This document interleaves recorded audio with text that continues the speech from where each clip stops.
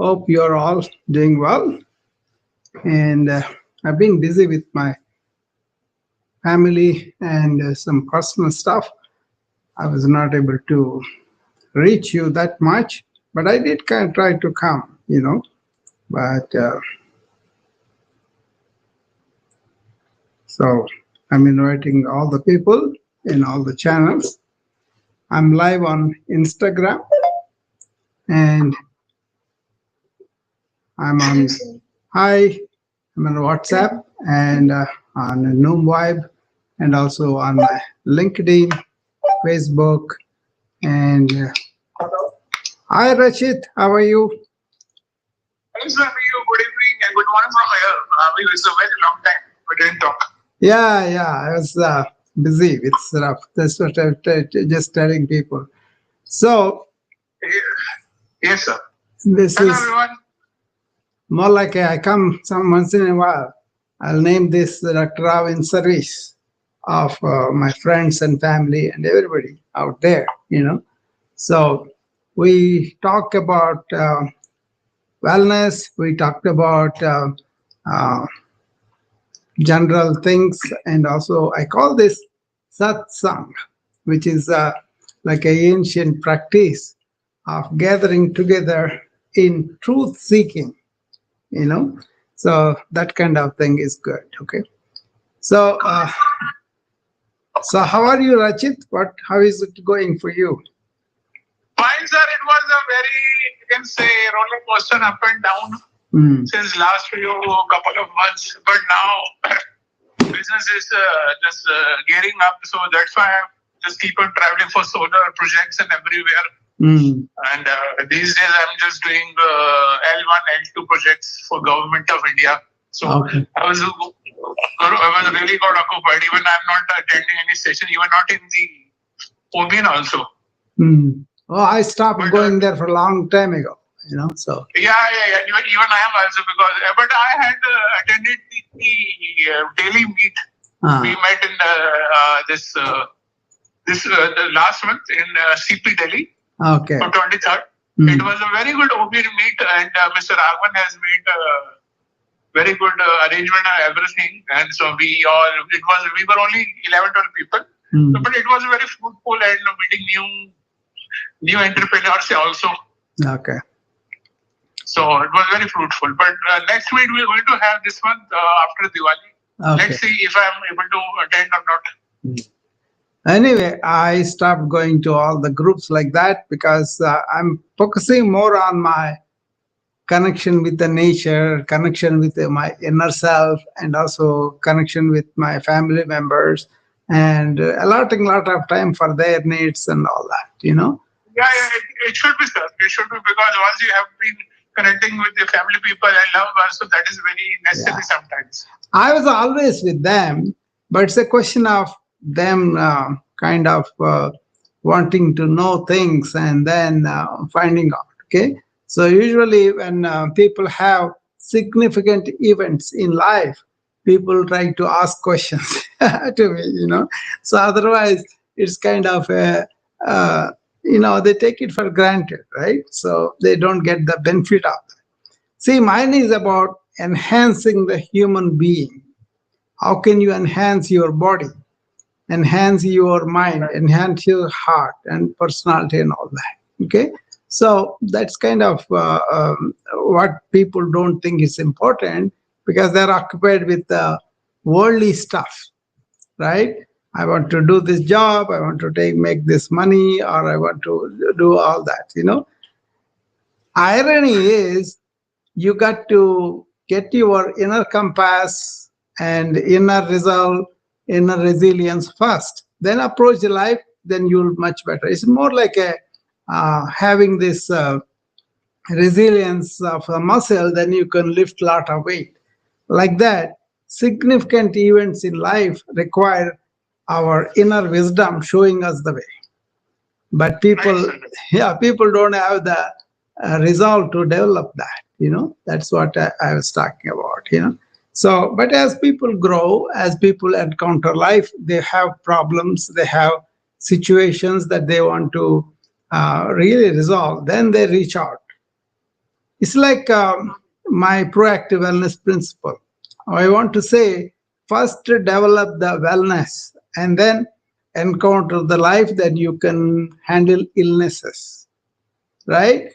But that wellness capacity is something people underestimate. You know, that's where I bring the nature, not only external nature, but also our inner nature of real happiness, peace, and bliss is right there. But people don't recognize that. They think out there, if I do something, if I gain something, then I'll have the resilience. No, it has got nothing to do with the worldly things. Actually, you should be free of the me and mine sensation. You know, that means transcending your egoic nature. That's where people are kind of stuck by the school, society, family. Without them knowing, they kind of enhance this false self of worth in the form of ego and personality and persona. And people think that is them, and you got to transcend that by understanding, not by force. You can say to people, oh, don't be egotistical, that is bad. No, they have that ego developing in so many ways. That's why they look for some compliments, some encouragement, something from outside. But suppose you have something inside you that's so powerful, so eternal, why are you not in touch with that? You see what my question is? Fine, sir. So even though I intend people to be resilient, to be strong within themselves, they look for some things outside, you know. So it's not about outside, it's about inward. Yesterday I was doing a room on social media, and one of the principles I said to them was turn inward, turn your mind inward, then only you can really see what's going on within you, within your responses, reactions, and all that. So then making a living is not a problem, and doing something that you love is not a problem, and making money from it is not a problem, and living on that with santosha, contentment, is not going to be a problem. Otherwise, you are always on the lookout for things that out there, something, and you will be pursuing.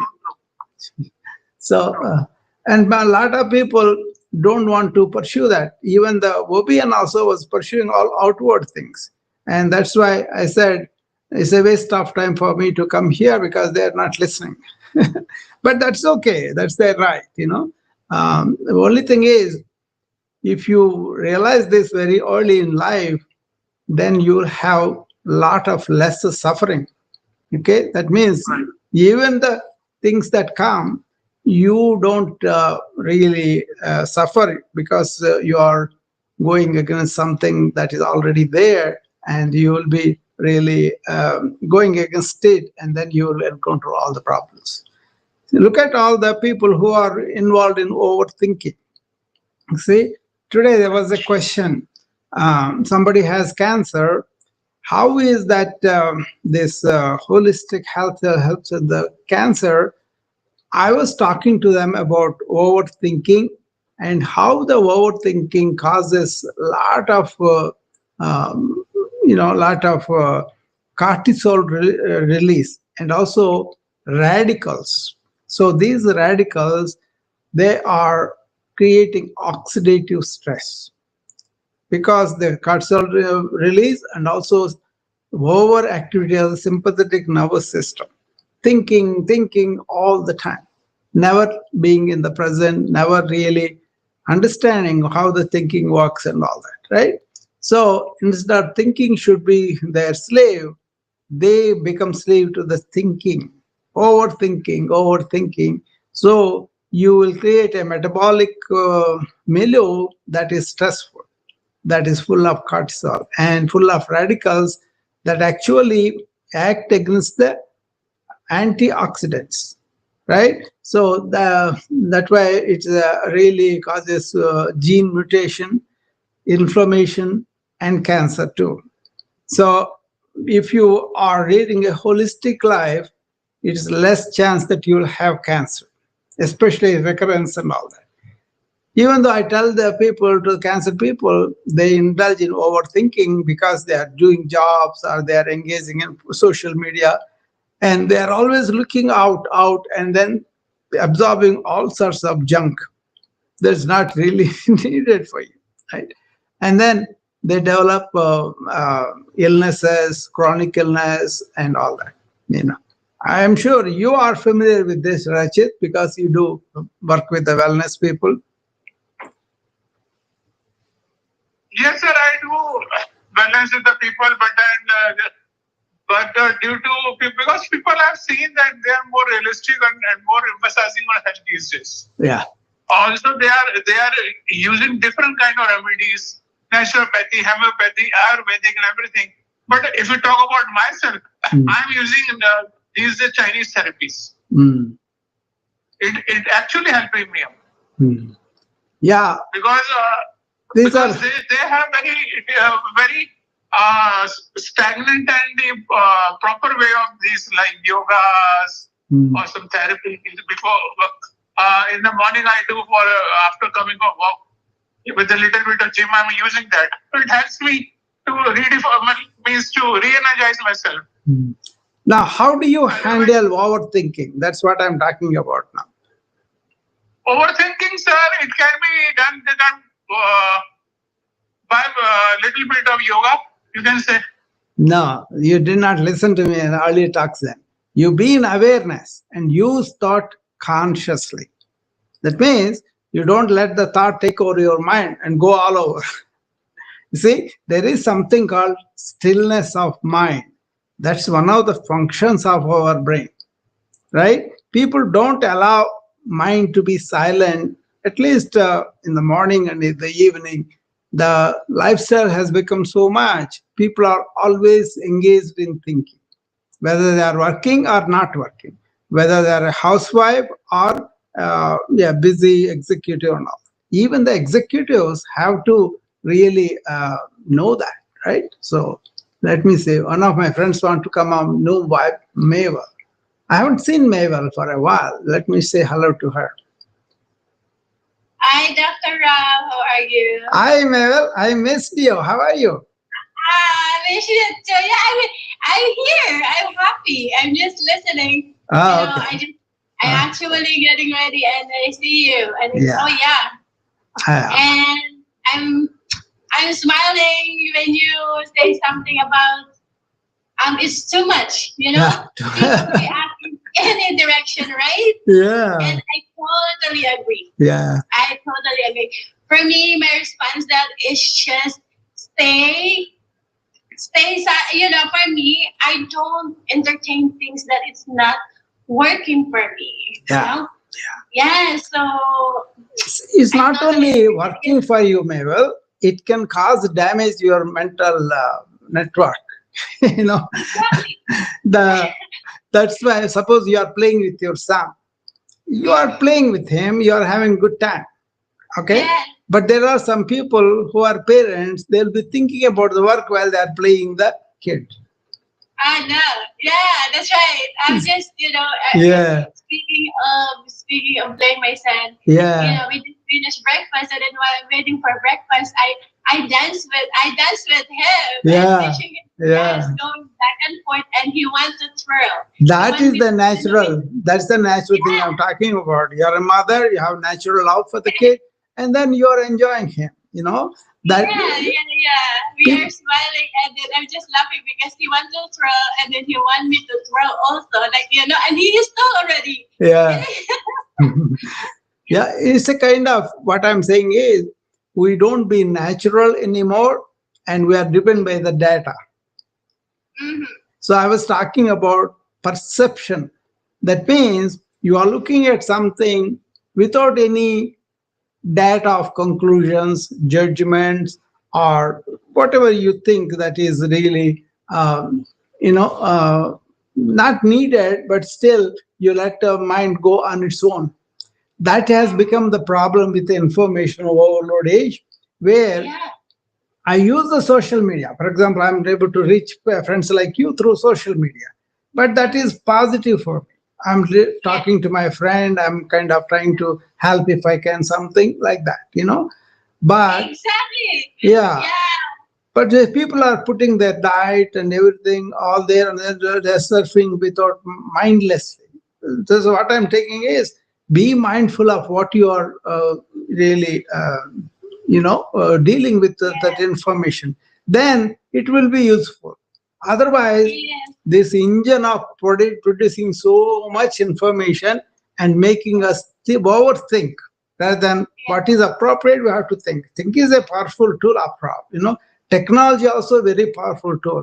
I am taking classes on the AI now, big way, you know, and that's because I want to use this so that I can serve better whatever I'm doing. But I'm not going to be taken away by that, because I always remember that's only a tool. Yes, yes, exactly. Yeah, because nowadays they are. I don't know how they think, like and they focus on negative. Like, why do you focus on that? Yeah. Just find another way. Yeah. Negative or positive, whatever the information is there, you be in charge. Then only you will know this is something negative or this is something useless I'm focusing my energy on. Right? Yeah. Then it will be easy. But people are kind of victimized by this information overload too, because people put all sorts of sensational, all sorts of stuff that may be not good for us in the long run, but for now it looks, oh yeah, this is good, something I have to focus on. So I was pointing out the problems of not able to use the tool as a tool, but let the tool dictate us. Okay. Social media is like that, right? You can use it, but if you let it dominate you and then make your addiction, or reinforce your negative feelings, and some people are committing suicide because of that. Oh yeah, you're speaking of suicide. Guess Yeah. what? It's nowadays. It's Yeah. very high. Yeah, It very high. is. Yeah, I It live is with that very because high. I have seen so many people who come because they are suicidal. Mm. And Yeah. also, this is identified as one of the most epidemic thing, right? So people Yeah. are going on because they don't realize what they can do with their thinking and make it positive, make it something incentive for them. That makes it really good for them.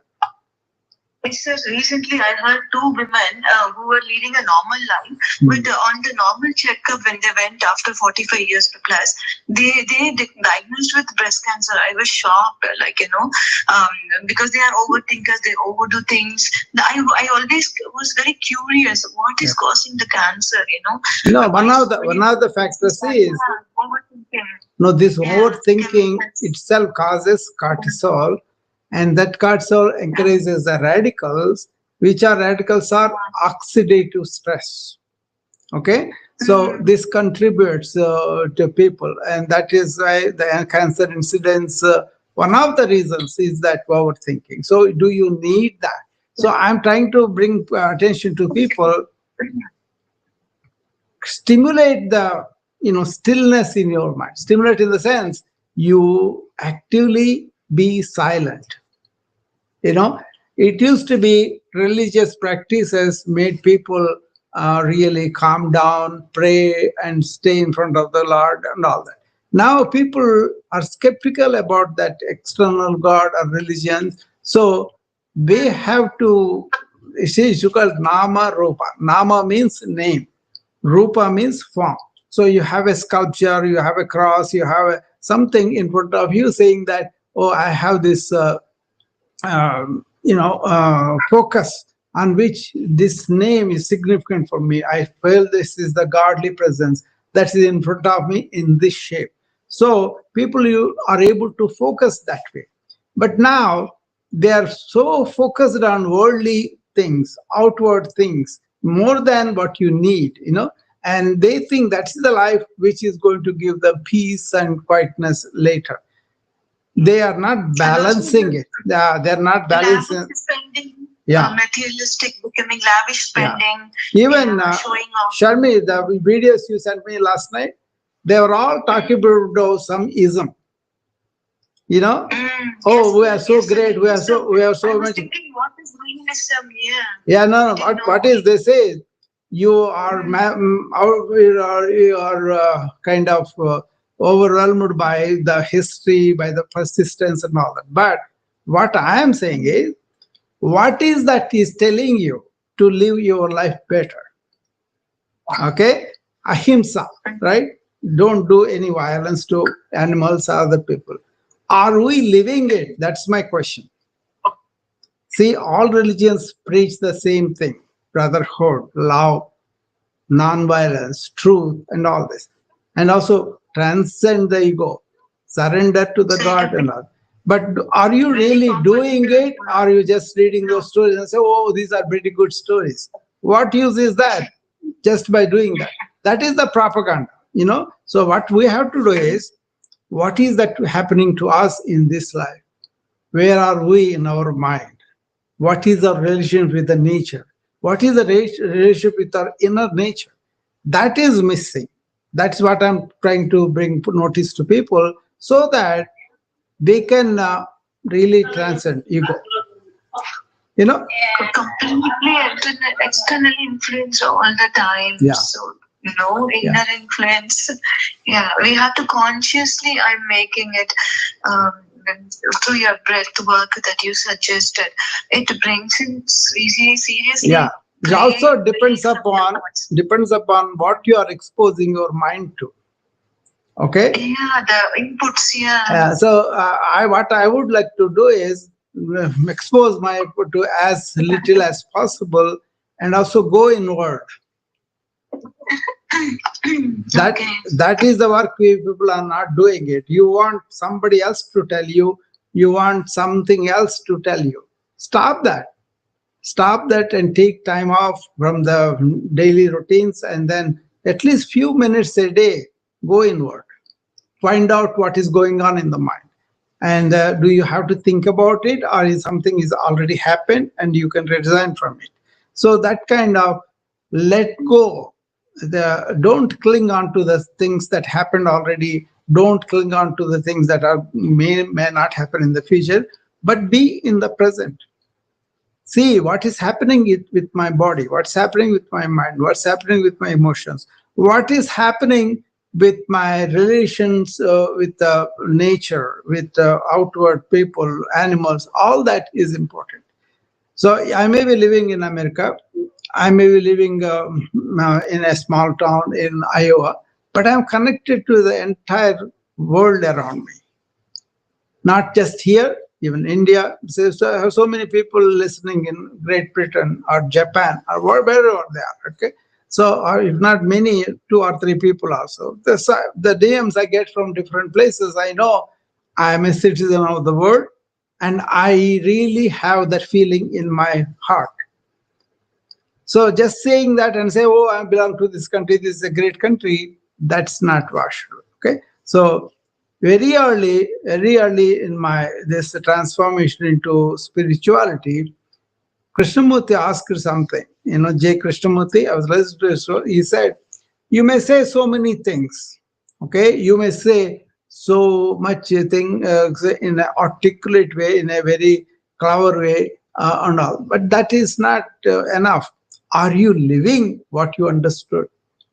If you understood that there is only one world and all human beings are in one human tribe, what happens then? Then you can have a feeling for a human being, their problems, their suffering, and you try to contribute as much as you can to relieve that. Okay, not make money on that. Okay, so that is when really spirituality comes into play. Otherwise you are using it as a business tool. you know so think of going inward, finding out things that we can do for other people. If you can do it, you can do it. So otherwise it's better to be quiet. Lots of times people don't listen. For me, I don't see anybody listening in the sense absorbing what I'm saying and then applying in their life, and then seeing whether it is true or not, working or not.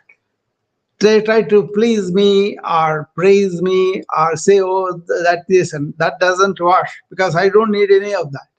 So what is needed is that you understood something, then you are implementing in your life, and then see whether that is working for you or not, and then go be on the learning path. But these people, they learn a little bit about breathing, a little bit about meditation, a little bit about physical well-being, and then they go and charge other people to teach that. The question is, you got to look at yourself. Am I really living the truth I'm preaching? So, for example, we are tempted by things like I want to eat certain food. I still have that. I want to eat mangoes. They're so tasty, right? I want to eat some pickles. I want to eat some curries of India. And there are also, so I'm kind of not over those desires, but I can see that in myself. So I'm not going to say other people, oh, you have to restrain yourself. Yeah, I do try to restrain. I understand the difficulty. I understand the people who have that difficulty also. But my desires may be innocent, maybe minimal, but still that mind and the senses keep us towards the worldly things kind of anchored there, right? So even somebody like Ramakrishna Paramahamsa, who is supposed to be avatar, he was hooked on the food, right? And he was always asking his wife, what did you make today? What are you going to make? And all that. And she used to say, why is that you are such a nanny, but you are hooked on? He said, that's the only connection with which I can be tied to the earth. Otherwise, I'll be gone. That kind of thing. But still, we kind of talk about you being uh, sense oriented or senses oriented, and you be on the mind. These things have to be overcome by yourself. Nobody is going to get you help because you have to make your own effort. So somebody may say something, but once you listen, once you reflected on it, and then you allow it to happen in your life, that is important.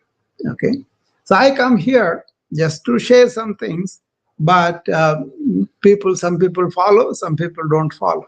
Some people want to say, affirm what they know, and then want me to affirm their conclusions. I'm not here for that. I'm here only to share some of the insights I understood either from the modern medical knowledge or from the ancient wisdom. And I find, as in terms of mind, ancients have a very, very good wisdom that we could all follow. But people are stuck in their mind. How can they come out of it?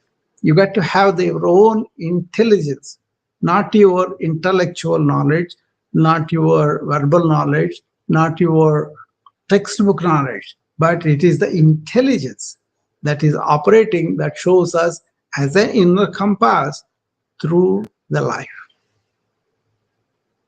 Okay? So usually I can expect people to come and ask me questions. Then I can also reach out and see what I understood. From my understanding, things should come. Then it, like, for example, Krishnamurti said, it's not enough speaking about it. It's not about lecturing. It's not about enough that people are saying that you are so knowledgeable. It's about, are you living those truths? So that is something people can take it to themselves, don't have to validate with anybody, and then live them. If they are not living, don't say them. It's as simple as that. For that, the more simpler you are, the more you are not egotistical, the better it will be. One of the things that happens with spirituality is you don't overcome ego. By understanding the whole thing, you transcend the egoic sense of your identification. So that doesn't bother you. Even if somebody says something negative about you, yeah, they can say that. That's their opinion. If it is true, I will take it and adjust. If it's not true, that's their opinion. They are entitled to it and then walk away. So whether you are egotistical or not, whether you think you are better than other not, is all within you. That's why turning inward and having this self-knowledge is important. Okay?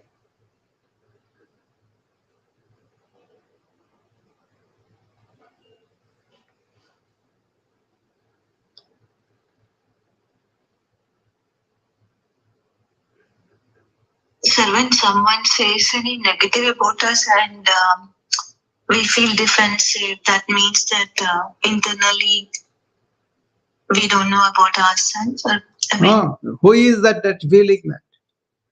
Your ego. Yeah, it's the I. Yeah, your ego. That is a false self of yours. So once you understand that, then even if you react, that is from the ego. Okay. So you got to transcend that to really have peace of mind in your life and to really enjoy life also, to enjoy other people too. It's after all the opinion, right? So, or they may point out something important in a nice way. If you understand it, if you want to overcome it, that is your self development. But if you say, who is that I? Find that out. That is the self inquiry, which is called vichara. That means, in terms of the sarcasm or criticism, it's not coming in a nice way. Yeah, whatever it is, you are reacting to it means you are employing your ego. Otherwise, why should you react like that? Who is reacting? First of all, understand who is reacting. Is that your real self underneath or your image about yourself, your persona? See, that is you are not even aware of you have an ego is reacting, then you will go on living in that. You will be continuously reacting and feeling bad and all that. That is all suffering. But if you don't have the ego, then you don't have to react like that, and you won't react also, because whatever it is reacting is the sense of I. That is not you. That is a false sense that is accumulated. And in all the ancient wisdom cultures, they try to erase that ego. Ramana Maharshi said something, to really know who you really are, you have to die to what you know you are. That means you think your ego, your image, everything is you. That's a false identification of yourself. And you have to die to that to really go inward and find out who you really are. You see, ego cannot be completely annihilated, but it can be made a slave, and then it can be not allowed to be the master. You are already allowed the ego to be master, then that's what happens, right? That is a modern problem. Ancients, they said, I'm going to surrender my ego to the Lord. So they had in their everything, they were not coming from their ego, but rather than saying the Ishvaricha, that is God is willing, he is making these things do through me. But modern thing is, evolution of individuality, evolution of egoic sense, persona, always missing the presence. Then you are persona. I know I'm going to teach other people. Truth is with me. All these are egotistical tendencies. That's what you have to study when you turn inward. And then don't blame yourself. Don't be sad, but see as it is. Then you understand how this ego is allowed in education, in child rearing, or school training, society. Everything points out towards the ego. Actually, this ego in people is also is in the other people, uh, like a national ego that leads to wars, because the leaders mislead them, like the German Nazi.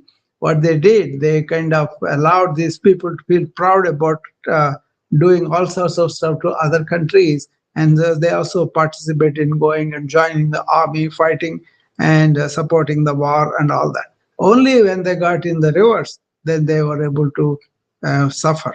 Okay, otherwise they were inflicting suffering on everybody, but because of this ego understanding is not there.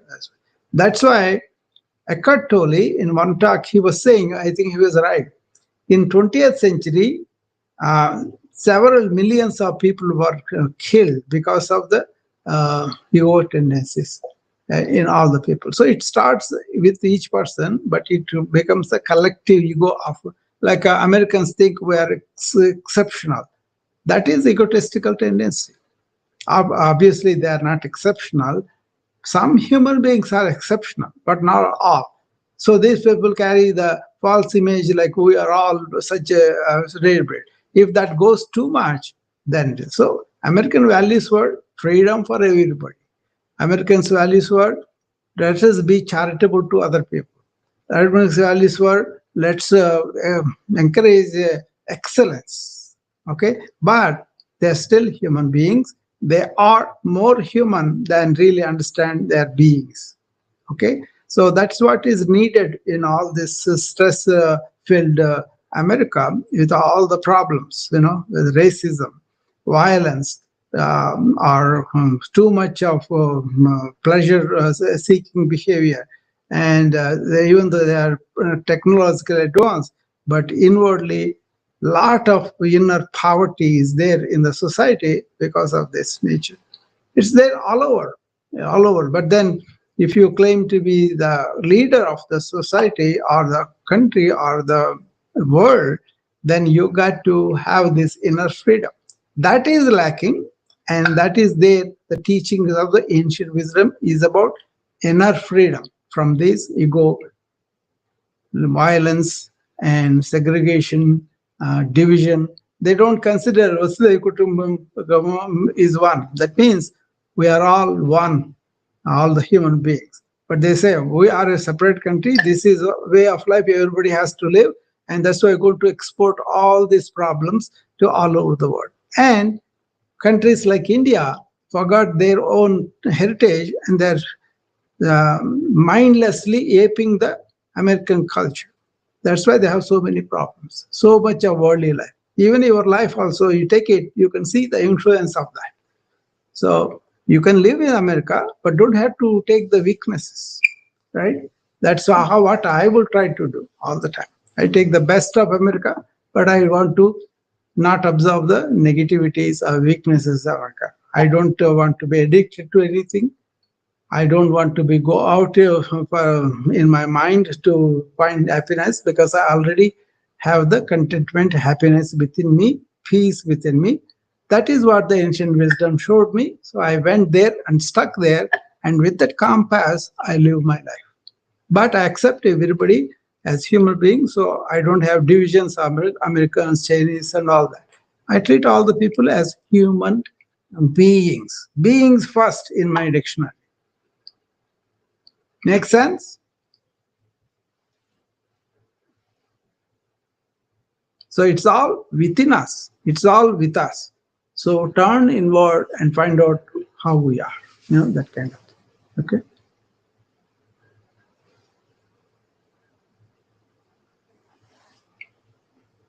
So anybody else has any questions or anything? I don't want to go on with talking like this. If there is any problem, then should we just be in stillness? How do we find solutions? Just let it flow. You won't have solutions in words. You live your life truthfully. Okay? It's not don't look for the solutions outward. All the answers are within you. Calm down and find out yourself. That means you have to turn inward and look at your egotistical tendencies, your hateful tendencies, so many things, right? So, and if we are overcoming all those things and egoless, the opposite person is find out. In a relationship affects us now. If you go to somebody like Ramana Maharshi, if you go and ask him something, first of all, he will ask you, who is that asking this question? Who is that asking? Your persona, your ego, your personality that you built up, or your inner self, which doesn't have these tendencies? Where are you? Why are you not in touch with your real self, which is beyond the ego? So he always asks that question. Find out where these questions are coming from. Find out who is asking this question. That work people don't want to do. They want quick answer from somebody or some book or some religion, some philosopher and all that. And then they may not do it. Most of them, they won't do it because they want to live their life and then somebody else produce them. So this is where what kind of questions you ask show you what kind of development you have inside. So if you want to ask questions about mundane things, that's no big deal, But if you ask questions about existential issues, like who are we? Why are we here? What are we doing here? Where are we going to go? What happens after death? These are existential questions which ancients found out with their intuitive awareness. Okay, that is the difference between the ancient wisdom, scientific, in the sense they go inward, they go with intuitive awareness, and then they reach the collective consciousness, and all the answers are right there. So you have to act like a conduit to that collective consciousness, and the answers are in that. Okay, then you will know. But you have to approach to that I don't know. Let me find out. Let me not listen to anybody. Let me find out by myself, not egotistically, but let me put the hard work of knowing what is happening in my life, what is happening in my body, what is happening in my mind. Why did I get these habits? What are the things? Everybody wants everybody, oh, you have to resonate with me. Your mind is a tool and you don't know how to handle it. You are stuck in it. And then you want everybody to be that. Then how can you learn anything new? See? So that hard work is not being done. Taking time off from the worldly affairs, shutting all your thoughts and everything down, going into the stillness of mind and allowing your real self come out, then that will be the inner compass, inner guide that will show you the right way with any situation. This is what people are not doing. They are gathering on the talks, they talk each other and all that. They want to make sense through intellect. But intellect is something that goes out. Senses are something they go out by nature. But to have that intuitive awareness, calm that intellectual activity, calm the sensory outputs, generated reactions, and then your inner silent self comes out. That is the blissful thing. They call Sat-Chit Anand, existential conscious being that is blissful. That is in each human being. But each human being have to turn inward and make their own effort and find out. Don't look for instant answers, instant gratification. That is not going to happen with that. You've got to do probably years or probably several births, before you get it, So, but, at least what we can do is, we can understand there is an inner self. We can turn towards it by calming our superficial activity. That's why ancients had a very, very, very simple outward life. And they were very rich in their thinking, not accumulation of knowledge, but going deep inward about existential questions one at a time.